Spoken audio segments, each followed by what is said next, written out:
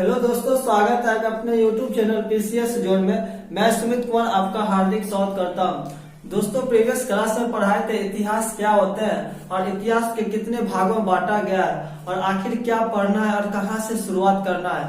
फिर भी आज हम एक बार दोहरा रहे हैं कि इतिहास को कितने भागों में बांटा गया है ताकि आपको कंफ्यूजन ना हो और फिर हम आगे टॉपिक पर चलते हैं। जैसे कि इतिहास को तीन भागों में हम बांटे थे, प्राग ऐतिहासिक काल और आदि ऐतिहासिक काल और ऐतिहासिक काल। और फिर यहाँ जो ऐतिहासिक काल को तीन भागों में बांटा जाता है, प्राचीन इतिहास, मध्यकालीन इतिहास और आधुनिक इतिहास में बांटा जाता है। लेकिन इस प्राग ऐतिहासिक काल में सबसे ज्यादा पत्थर का प्रयोग किया गया था, इसलिए इसे पाषाण काल भी कहा जाता है। तो फिर पाषाण काल को तीन भागों में विभाजित किया गया था। कौन? पूरा पाषाण काल, मध्य पाषाण काल और नव पाषाण काल। और इसका जो टाइम पीरियड है 30 लाख बीसी से 10,000 बीसी, और इसका 9,000 बीसी से 4,000 बीसी, और इसका 4,000 बीसी से 1,000 बीसी। और फिर इस पूरा पाषाण काल को आज हम पढ़ेंगे। यहाँ तक हमने डिस्कस कर लिए थे प्रागैतिहासिक काल, आदि ऐतिहासिक काल और ऐतिहासिक काल को हम पढ़ लिए थे क्या है और कैसे एग्जाम में क्वेश्चन पूछे जाते हैं। आज हम पढ़ेंगे पूरा पाषाण काल। और फिर पूरा पाषाण काल को तीन भागों में बांटा गया है। कौन कौन? निम्न पूरा पाषाण काल, मध्य पूरा पाषाण काल और एक होता है उच्च पूरा पाषाण काल। लेकिन उन सबको अभी हम देखेंगे। पहले आप इस डिजाइन को आप समझ लीजिए कि कैसे क्या क्या विभाजित हुआ है, तब हम चलेंगे पूरा पाषाण काल क्या है। तो चलिए दोस्तों, आप समझते हैं पूरा पाषाण काल को हम समझते हैं और फिर उसको पूरा पाषाण काल को भी तीन भागों में, पूरा पाषाण काल को भी तीन भागों में विभाजित किया गया है। जैसे आप देखिएगा, या चलते हैं पूरा पाषाण काल किसे कहते हैं? पूरा पाषाण काल, पूरा पाषाण काल। और इसका जो टाइम पीरियड था, पूरा पाषाण काल का टाइम पीरियड कितना था? 30 लाख बीसी से 10,000 बीसी तक था। पूरा पाषाण काल का टाइम पीरियड कितना था? 30 लाख बीसी से 10,000 बीसी था। और इसे भी तीन भागों में विभाजित किया गया है। इस पूरा पाषाण काल को भी तीन भागों में विभाजित किया गया। कौन कौन सा है? तो वह निम्न पूरा पाषाण काल है। कौन? निम्न पूरा पाषाण काल है। और फिर एक है मध्य पूरा पाषाण काल, एक है मध्य पूरा पाषाण काल, आप पूरा लिख लीजिएगा। और एक है उच्च पूरा पाषाण काल, एक है उच्च पूरा पाषाण काल। तो इसका टाइम पीरियड क्या है? तो इस निम्न पूरा पाषाण काल को 30 लाख बीसी से 1 लाख बीसी के अंदर में रखा गया है। और इस मध्य पाषाण काल को 1 लाख बीसी से 40,000, 40 के मतलब क्या होता है? हजार होता है।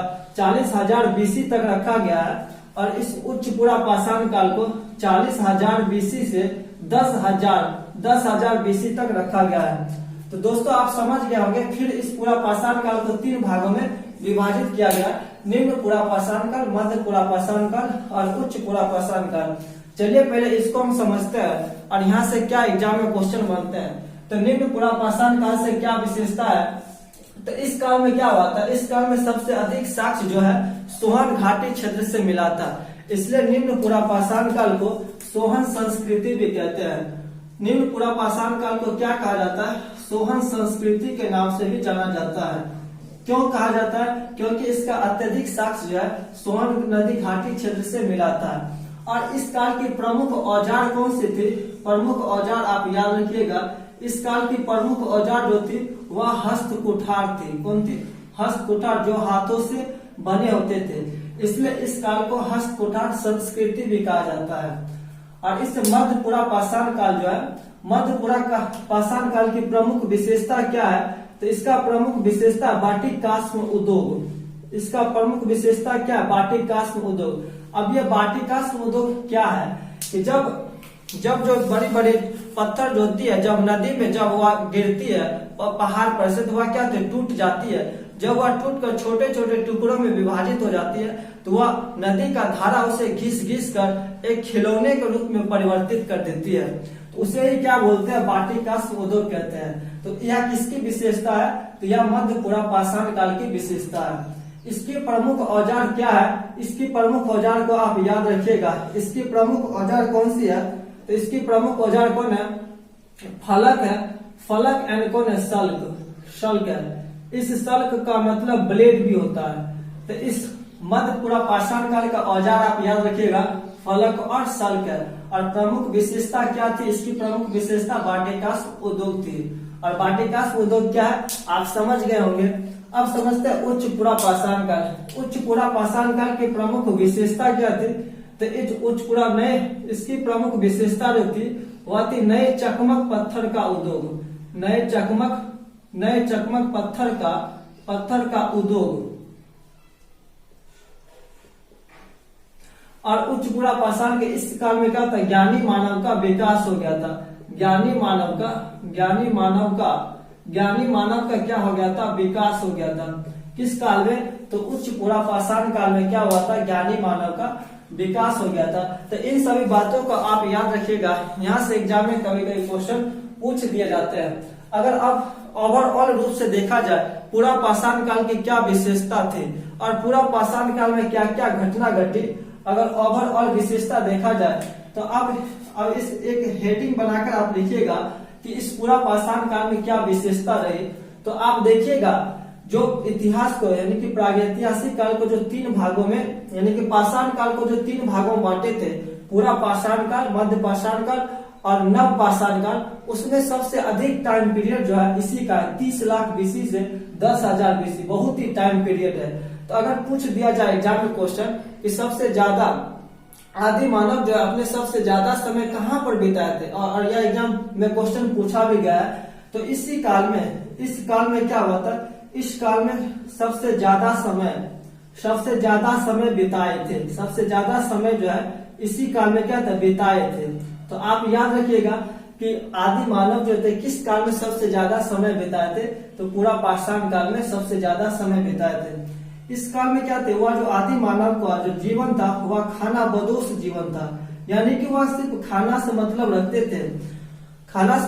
थे और वह क्या थे? सभ्य नहीं थे। क्या थे? असभ्य थे। वह अपने ही व्यक्ति को कभी भूख लगता था मारकर खा जाता था, तो वह सभ्य नहीं था। और यह आदि मानव जो थे सर्वप्रथम कहाँ पर आकर बसे थे?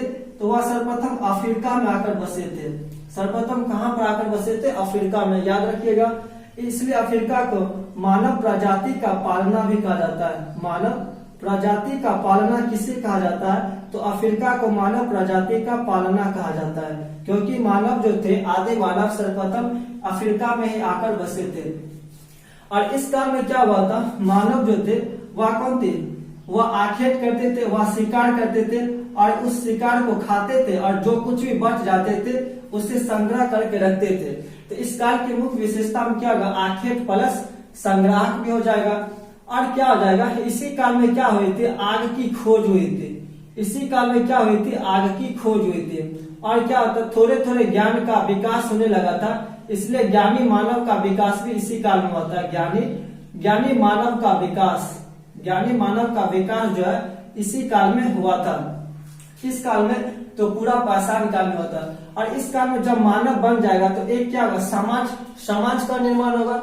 जब ज्ञानी मानव बन ही गया तो अब एक समाज का भी निर्माण होगा। तो उस टाइम जो समाज कैसी थी? तो मातृसत्तात्मक थी। उस टाइम जो समाज थी मातृसत्तात्मक। उस टाइम समाज कैसी थी? तो मातृसत्तात्मक थी। और इस काल में यानी कि ओवरऑल देखा जाए पूरा पाषाण काल में इसका औजार कितना था? औजार कैसा था? पूरा पाषाण काल का औजार कैसा था? तो वह प्रमुख औजार थे बेदनी थी, खुरचनी थी। बेदनी, खुरचनी और कौन थे? छेदनी थी। तो आप इस औजार को भी याद रखिएगा। पूरा पाषाण काल की प्रमुख औजार कौन थी? तो बेदनी, छेदनी और खुरचनी प्रमुख औजार थी। तो ये सारी विशेषता आप याद रखिएगा। यहाँ से एग्जाम में क्वेश्चन पूछे जाते हैं। अब चलते हैं दोस्तों मध्य पूरा पाषाण काल। पूरा पाषाण काल को 3 भागों में विभाजित किया गया। पूरा पाषाण काल, मध्य पाषाण काल और नव पाषाण काल। अब चलते हैं मध्य पाषाण काल पर चलते हैं। उसकी क्या विशेषता है, यहाँ से क्वेश्चन पूछे जाते हैं। तो चलिए दोस्तों अब समझते हैं मध्य पाषाण काल किसे कहते हैं और उस काल की विशेषता क्या है। यहाँ से एग्जाम में क्वेश्चन पूछे जाते हैं। तो मध्य पाषाण काल क्या होता है? मध्य पाषाण काल तो मध्य पाषाण काल का टाइम पीरियड तो आप जानते ही होंगे, 10,000 क्या था, 10,000 बीसी से कितना था, 1000 बीसी तक था कौन, मध्य पाषाण काल। तो मध्य पाषाण काल की प्रमुख विशेषता क्या थी, या हम पिछले क्लास पर भी हम डिस्कस किए थे। तो यानी कि पूरा पाषाण काल में क्या था, आखेट और संग्राहक था। इसमें क्या हुआ था, आखेट प्लस संग्राहक तो चला ही आ रहा था। यानी कि पूरा पाषाण काल में आखेट और संग्राहक था। इसमें क्या नया जुड़ गया, तो इसमें पशुपालन जुड़ गया था। इसमें क्या नया जुड़ गया था, तो पशुपालन जुड़ गया था। तो आप याद रखिएगा।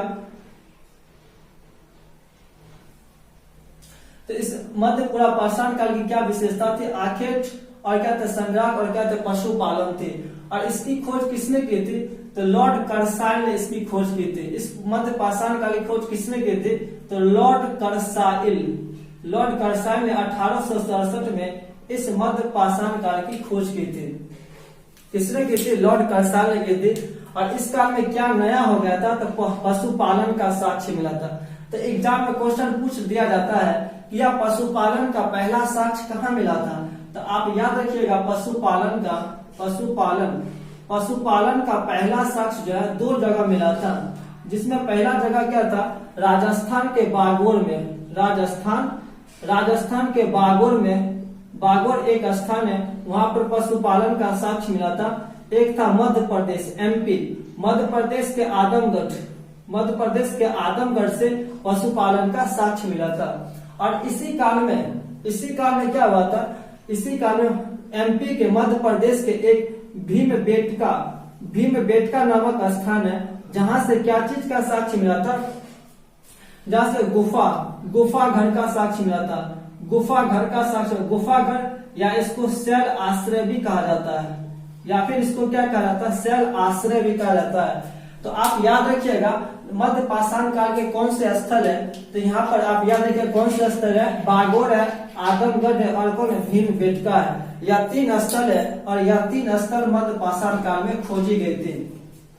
और इसमें क्या विशेषता थी, इसमें जो थी मध्य पाषाण काल में क्या होता, मानव जो थे वह अंत्येष्टि संस्कार करने लगे थे। अंत्येष्टि संस्कार इसमें क्या होता, शुरू हो गए थे। अंत्येष्टि संस्कार क्या होता है, अंत्येष्टि संस्कार यहीं से क्या होता है, इसी मध्य पाषाण काल से शुरू हुआ था। यानी कि जब कोई व्यक्ति मर जाता है उसका जो अंतिम संस्कार किया जाता है, जलाना, दफनाना, यह क्रिया जो है, यह क्रिया कहाँ से शुरू हो गई थी, तो यह क्रिया जो है अंत्येष्टि संस्कार या मध्य पाषाण काल से ही शुरू हो गई थी। और आप एक और बात याद रखिएगा, माइक्रोलिथ पत्थर। तो माइक्रोलिथ पत्थर उसका इस्तेमाल किस काल से शुरू हुआ था, तो माइक्रोलिथ पत्थर का प्रयोग जो है वह मध्य पाषाण काल में किया जाता था। माइक्रोलिथ पत्थर मतलब क्या था, छोटे छोटे पत्थर का प्रयोग या मध्य पाषाण काल में होता था। और बड़े पत्थर का प्रयोग कहाँ होता था, तो वह पूरा पाषाण काल में बड़े बड़े पत्थर का प्रयोग किया जाता था। और छोटे छोटे पत्थर का प्रयोग इस मध्य पाषाण काल में होता था, जिसको हम क्या कहते थे, माइक्रोलिथ पत्थर का प्रयोग किया जाता था। तो दोस्तों आप याद रखिएगा, यहाँ से एग्जाम में क्वेश्चन पूछे जाते हैं और इतने पॉइंट आप याद रखिएगा। दोस्तों आज का क्लास यहीं पर खत्म करते हैं, फिर मिलेंगे अगले वीडियो में। थैंक यू दोस्तों।